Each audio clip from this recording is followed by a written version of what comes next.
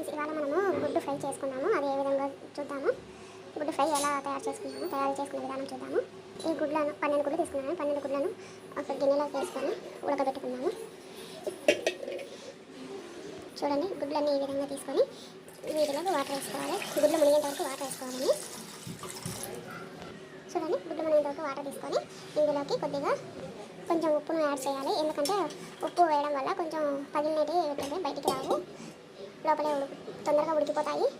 ఇప్పుడు వీటిని స్టవ్ పైన పెట్టుకొని గ్యాస్ ఆన్ చేసి స్టవ్ పైన పెట్టుకోవాలా, హై ఫ్లేమ్లోనే పెట్టుకోవాలండి. చూడండి, గుడ్లు ఈ విధంగా ఉడుకుతాయి. ఆల్రెడీ ఉడికిపోయినాయి గుడ్లు. చూడు, ఉప్పు వేయడం వల్ల ఈ విధంగా బయటికి రాకుండా ఎట్లా ఉంటాయి. చూడండి ఫ్రెండ్స్, గుడ్లు ఉడికిన తర్వాత ఇలా పక్కకు తీసుకోవాలా. పక్కకు తీసుకున్న తర్వాత ఒక్కొక్క గుడ్డను ఒలిచి ప్లేట్లో పెట్టుకోవాలి.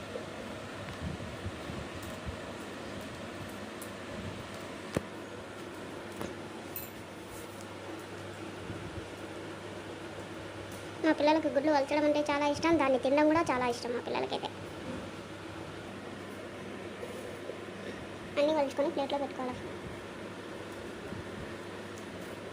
చూడండి, గుడ్లన్నీ ఇలా వలుచుకొని పక్కన పెట్టుకోవాలా.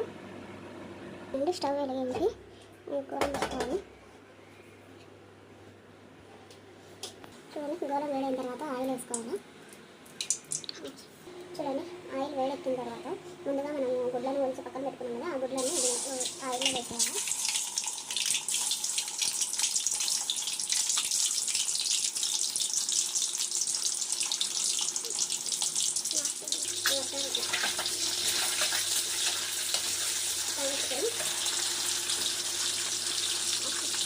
ఇందులోకి కొద్దిగా సాల్ట్, కొద్దిగా పసుపు,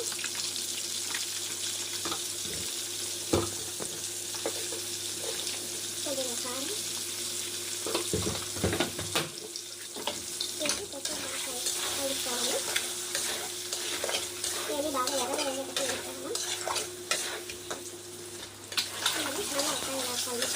అయినా ఈ సండే వస్తే కొత్త కస్టమర్లు ఒక్కొక్కరికి ఒక్కొక్క ఐటమ్ చేయాలంటే చాలా మిక్కిస్తూ ఉంటుంది. మామూలు రోజుల్లో అయితే కనుక మన ఇష్టమే వంటలు చేసుకోవచ్చు. ఈ సండే వస్తే ఒకరికి గుడ్డు, ఒకరికి చికెన్, ఒకరికి ఫ్రై, ఇలా అన్నీ అడుగుతూ ఉంటాను. అందుకే నాకు నార్మల్ డేస్ అంటే ఇష్టం అండి.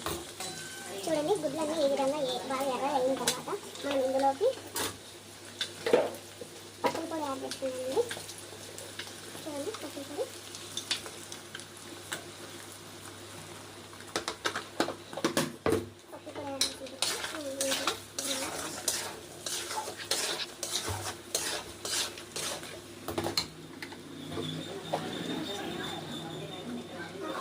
అంతేనండి. ఫైనల్గా రెడీ అయిపోయింది మన గుడ్ల ఫ్రై. ఫైనల్ స్టెప్ అంతేనండి. కొద్దిసేపు సిమ్లో పెట్టేసుకొని స్టవ్ ఆఫ్ చేసుకోవాలి. చూడండి, ఎంత కలర్ఫుల్గా వచ్చాయో గుడ్ల ఫ్రై. మా పిల్లలకంటే చాలా ఇష్టం ఉండేవి.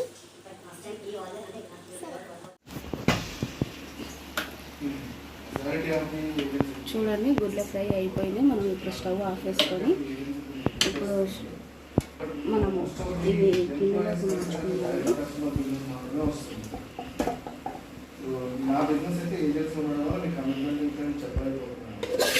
ఈ విధంగా గ్రేవీ లాగా ఉంటుంది, ఫ్రై లాగా యూజ్ చేసుకోవచ్చండి. మా పిల్లలకి చాలా బాగా ఇష్టం అండి. రైస్లో అలాగే తినేస్తారు, ఏ కర్రీ లేకుండా. పిల్లలు మాత్రం ఈ ఫ్రైని మాత్రం మా పిల్లలు చాలా ఇష్టంగా తింటారండి. వారంలో 2-3 రోజులు ఇదే అడుగుతారండి మా పిల్లలు. చూడండి, ఫ్రై చాలా కలర్ఫుల్గా ఉందండి.